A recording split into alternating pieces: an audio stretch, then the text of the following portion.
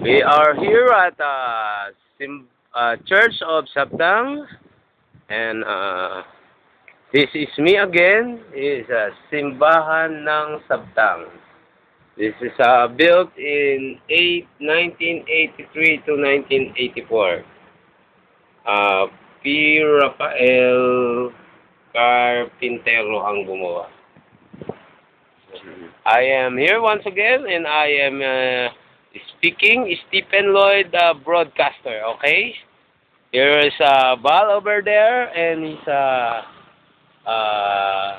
okay or the moment in time.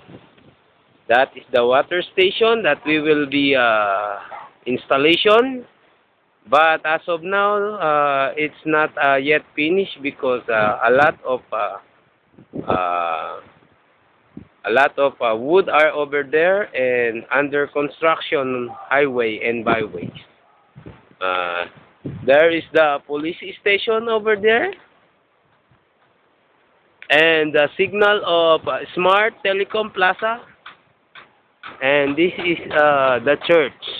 Yes, the church of Sabtang. We cannot enter the dragon because there is no one inside. We can enter the dragon. We will enter the dragon. Okay.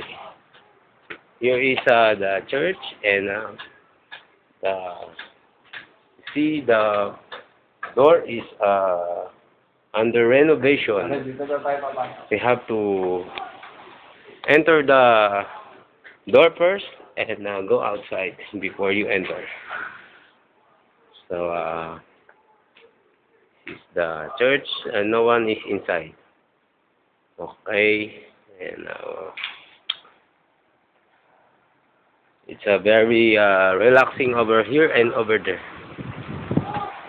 There is a training exercise, and we can hear the voice of the trainees.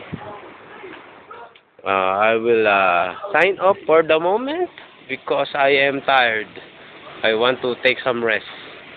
Okay? Good night.